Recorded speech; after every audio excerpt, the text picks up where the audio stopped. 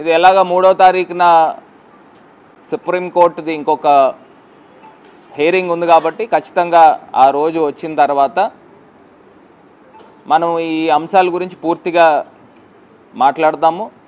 రెండోది, high constitutional పవర్స్లో ఉన్న వ్యక్తి ఇట్లా మాట్లాడితే ఏదైతే స్పెషల్ ఇన్వెస్టిగేషన్ టీం ఏదైతే మీరు వేశారో దానికి ప్రభావితం లోనవుతారనేది కామన్.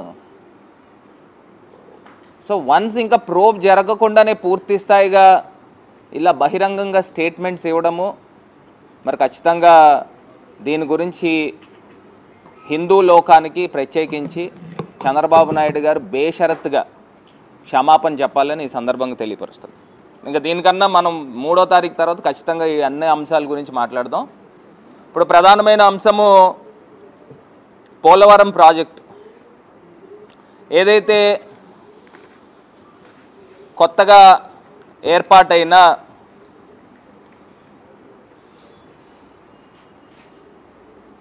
ఎక్స్పర్ట్స్ కమిటీ,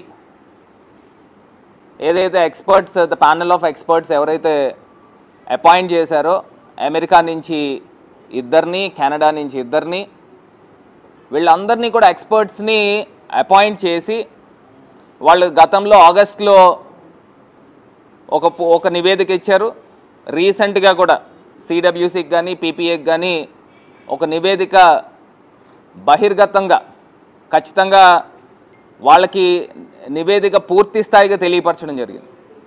ఇందులో ప్రధానమైన అంశాలు అసలు ఎందుకు ఈ ఎక్స్పర్ట్స్ కమిటీ వేశారు అంటే, ఎక్స్పర్ట్స్ కమిటీ ఎందుకు వేశారు అని అంటే, డయాఫ్రమ్ వాల్ బ్రీచ్ అయింది.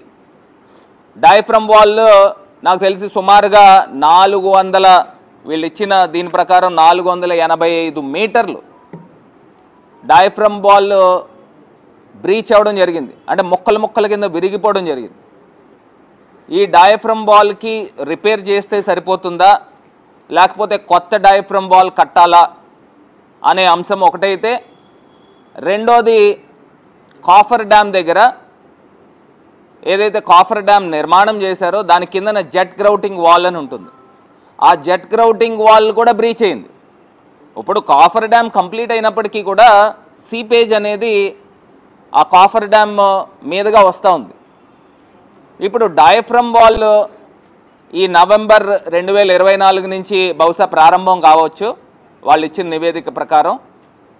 అంటే మళ్ళీ మాన్సూన్ వచ్చేసరికి 2025 ఏప్రిల్ లోపల అది కంప్లీట్ కావాలి. సో ఈ సీపేజ్ కూడా వాటర్ వచ్చేస్తూ ఉంది. ఒక పక్కనేమో ఈ వాటర్ని అంతా కూడా పంప్ అవుట్ చేయాలి. ఇప్పుడు ఈ డయాఫ్రమ్ వాల్ పాత ప్లేస్లో ఉన్నదాన్ని ఇంకొంచెం ముందుకు తీసుకుని వచ్చి కొత్త డయాఫ్రమ్ వాల్ కట్టే కార్యక్రమం చేయాలి. దానిపైన ECRF dam, earth cum rock fill dam నిర్మాణం చేయాలి. నేను ఒక్క అంశము వాళ్ళు ఇచ్చిన నివేదిక ప్రకారం ఒకే ఒక అంశం చెప్తున్నానండి. ప్రధానమైన అంశము ఇగోండి, చంద్రబాబు నాయుడు గారి టైంలో ఈ డయాఫ్రమ్ వాల్ బ్రీచ్ అయిన ఫోటోగ్రాఫ్, డయాఫ్రమ్ వాల్ బ్రీచ్ అయిన ఫోటోగ్రాఫ్. ఇది డయాఫ్రమ్ వాల్ ఏ రకంగా ముక్కలు అయిన సందర్భం మనకు కనబడుతుంది. దీన్నే కొంత జూమ్ ఇన్ చేస్తే ఇది ఈ రకమైన పొజిషన్లో డయాఫ్రమ్ వాల్. ఇంత అనర్థాలకి కారణం ఎవరు అని అడుగుతా ఉన్నా.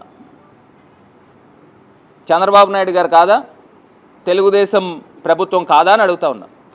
ఒక అంశం అండి నేను చెప్పాలనుకున్నది, ఈ ఎక్స్పర్ట్స్ కమిటీ వేశారు.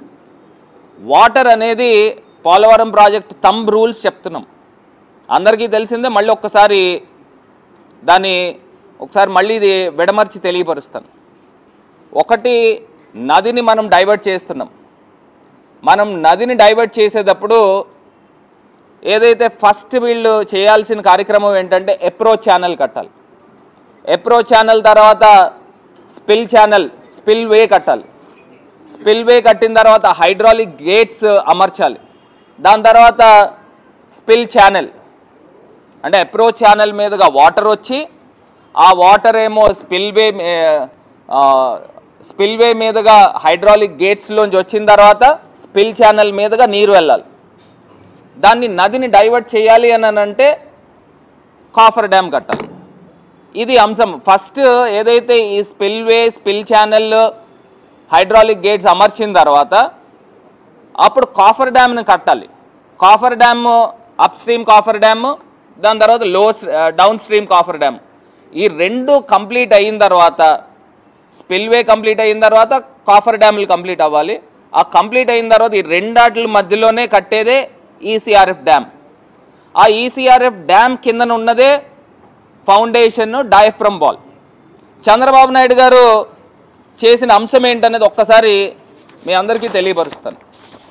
ఒక పక్కనేమో స్పిల్వే కడతా ఉన్నాడు, ఇంకా హైడ్రాలిక్ గేట్స్ ఇవేమి అమర్చలా, అది కంప్లీట్ కాలే. ఈయన 2016లో డయాఫ్రమ్ వాల్ డిసెంబర్ 2016 ప్రారంభించాడండి. అంటే అప్పుడు డిసెంబర్ నుంచి జూలై దాకా కొంత భాగము డయాఫ్రమ్ వాల్ కట్టాడు. దాని తర్వాత మాన్సూన్ వచ్చేసింది, ఫ్లడ్స్ వచ్చినాయి. ఆ ఫ్లడ్స్కి డైరెక్ట్గా సేఫ్టీ ఏం లేదు ఈ డయాఫ్రమ్ వాల్కి, ఎందుకంటే అప్పుడు కాఫర్ డ్యామ్ నిర్మాణం జరగల. ఆ కాఫర్ డ్యామ్ కిందనున్న జెట్ గ్రౌటింగ్ వాల్ ఏదైతే ఉందో దాని మీదుగా వాటర్ రావడము, డయాఫ్రమ్ వాల్ని హిట్ అవ్వడము, వెళ్ళడం జరిగింది. మళ్ళీ డిసెంబర్ 2017లో మిగతా వర్క్ డయాఫ్రమ్ వాల్ స్టార్ట్ చేశాడు. అది జూన్ 2018కి డయాఫ్రమ్ వాల్ పూర్తయింది. మళ్ళీ 2018 ఫ్లడ్స్కి మాన్సూన్ వచ్చింది. డైరెక్ట్గా ఈ డయాఫ్రమ్ వాల్ అంటే ఏంటండి, ఈసీఆర్ఎఫ్ కిందన ఉన్న ఫౌండేషన్. ఆ ఫౌండేషన్కి అప్ స్ట్రీమ్ కాఫర్ డ్యాము లేదు, డౌన్ స్ట్రీమ్ కాఫర్ డ్యాము లేదు. డైరెక్ట్గా నది వచ్చి ఈ డయాఫ్రమ్ వాల్ని హిట్ చేసింది.